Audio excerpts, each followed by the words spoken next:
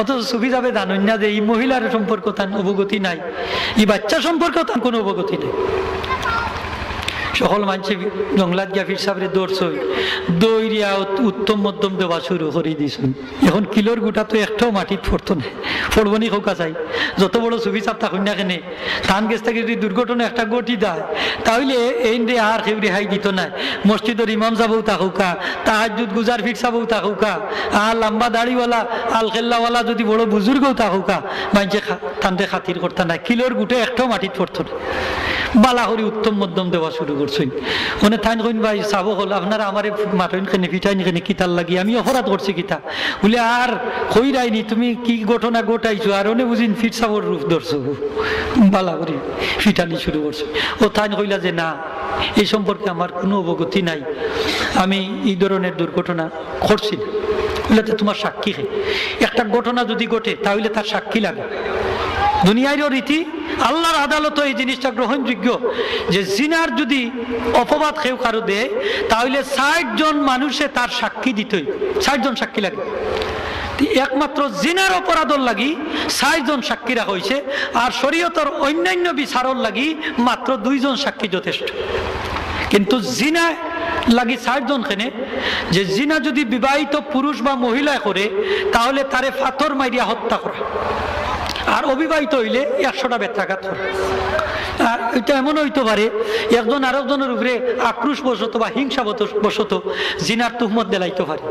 এই জন্য শরীয়তে 60 জন সাক্ষী নির্ধারণ করছে যে জিনা সাব্যস্ত করতে হইলে 60 জন পুরুষে এই ঘটনা নিজ চক্ষে দেখা লাগবো, তারা 60 জন পুরুষে সাক্ষী দেওয়া লাগবো। যদি এইরকম সাক্ষী প্রমাণে মিলে তাহলে জিনার শাস্তি কার্যকর করবে। এখন ফির সাবর সাক্ষী খে মানে তারা দেখাইলে যে আপনার সাক্ষী খে আপনি যেটা করছেন না, আপনি এটা যে নির্দোষ, এটা তো প্রমাণ করা লাগে।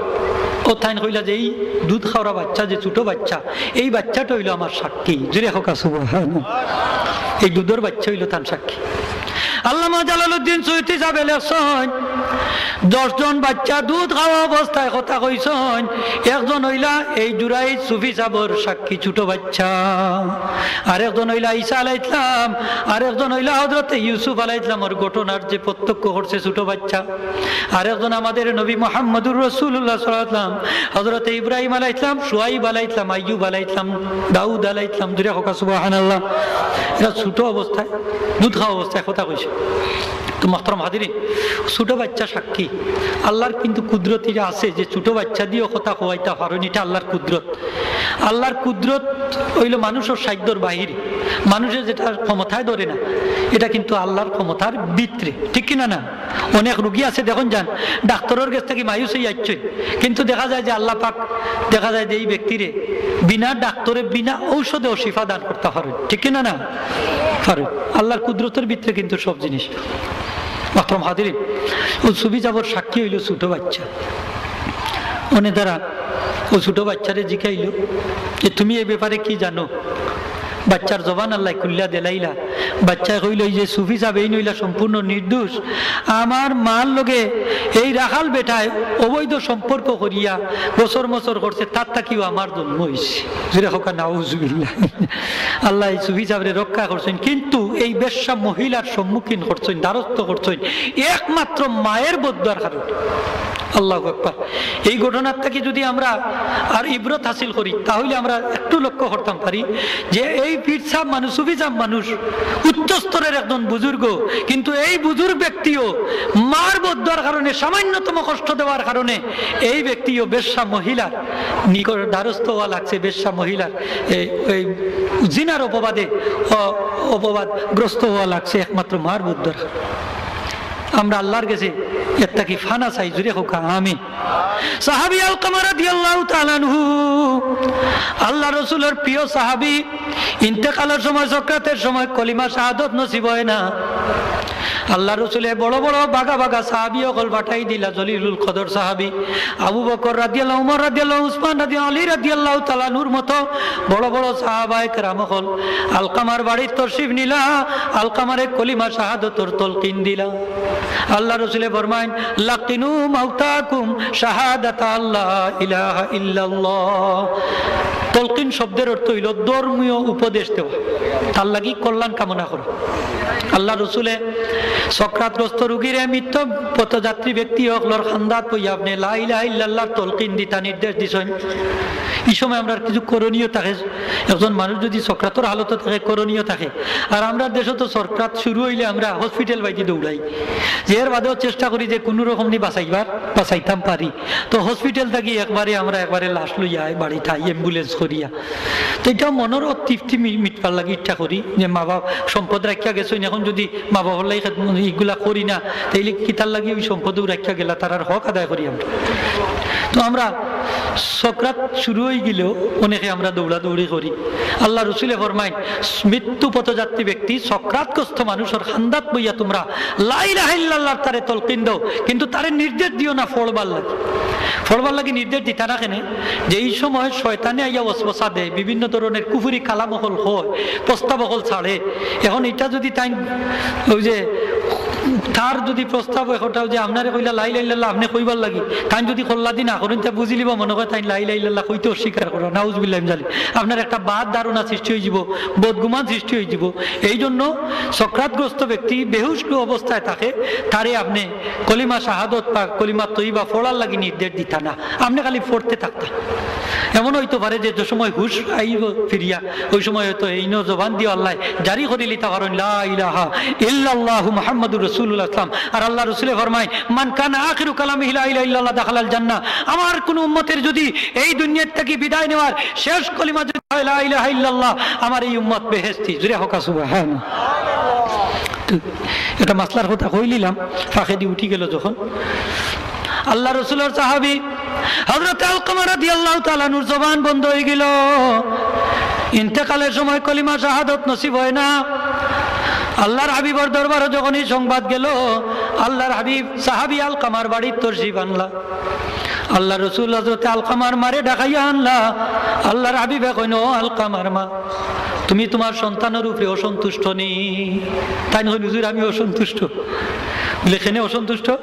বলে হুজুর আর কইরা নি, আমার ফুয়ার বউ মাঝে মাঝে আমার লোকে ফুয়ার বউর লোকে আমার ঝগড়াঝাটি হইত, কিন্তু পুত্রবধূ আর শাশুড়ির মাঝে কিন্তু ঝগড়াঝাটি মারাত্মক আকার ধারণ করে।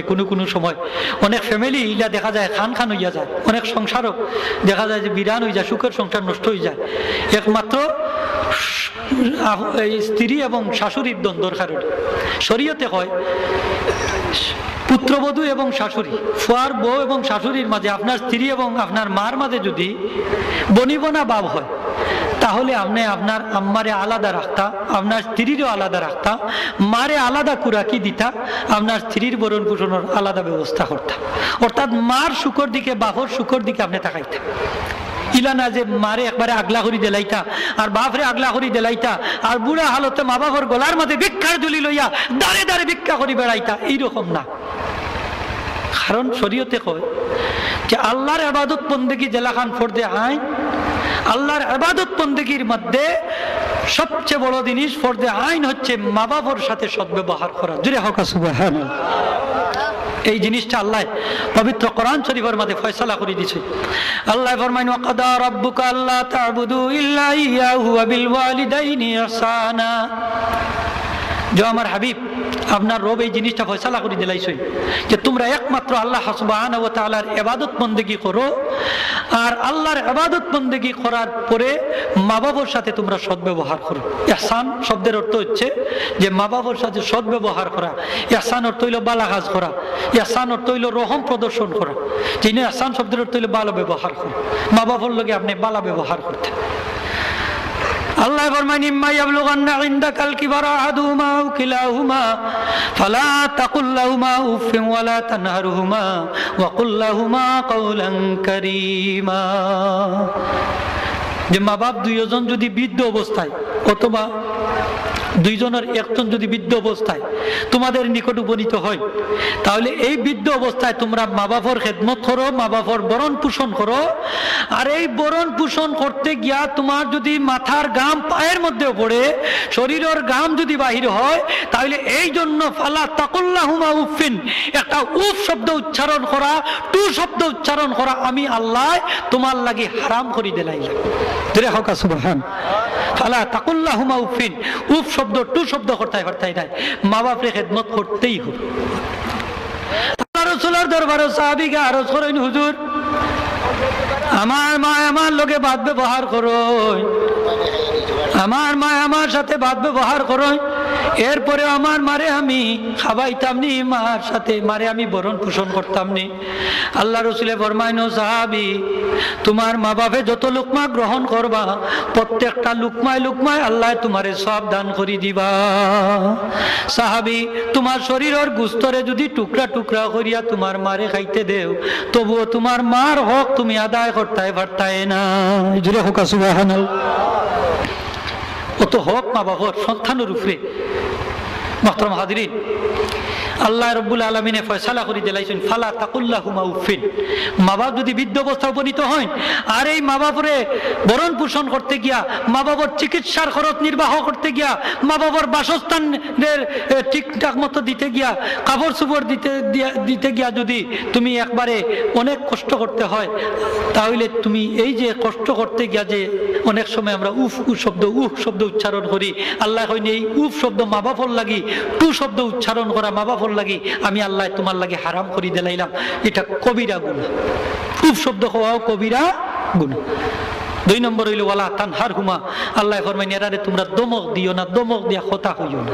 মা বাপরে আপনি দমক দিতা না, দমক দিয়া খোতা হইতা না।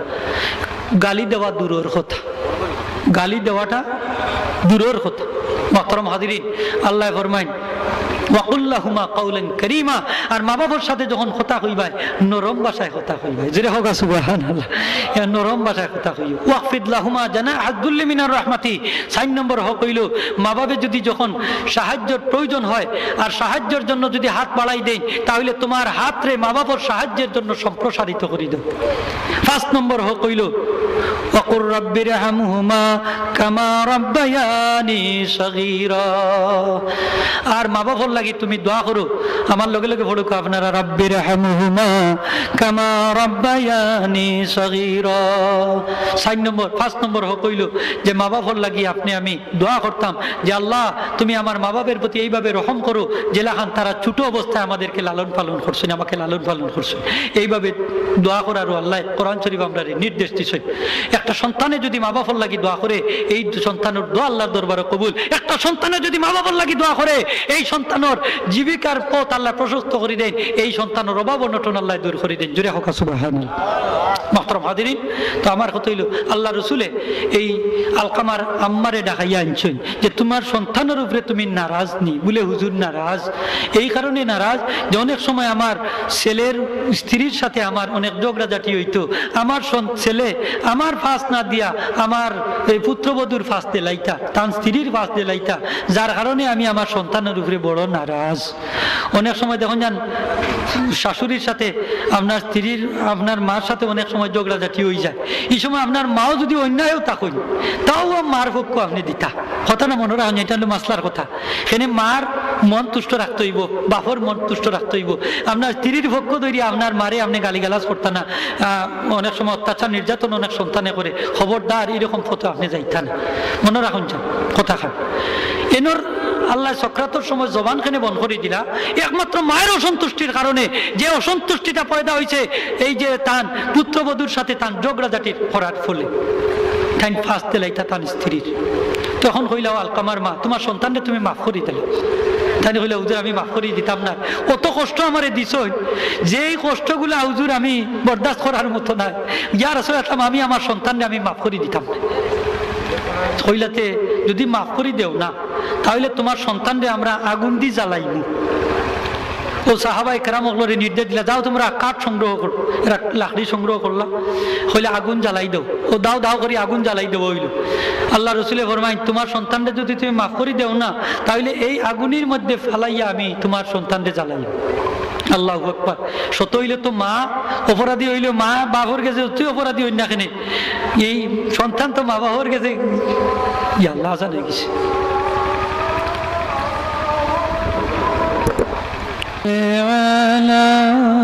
সাইয়্যিদিনা মাওলানা মুহাম্মদ ওয়া আলা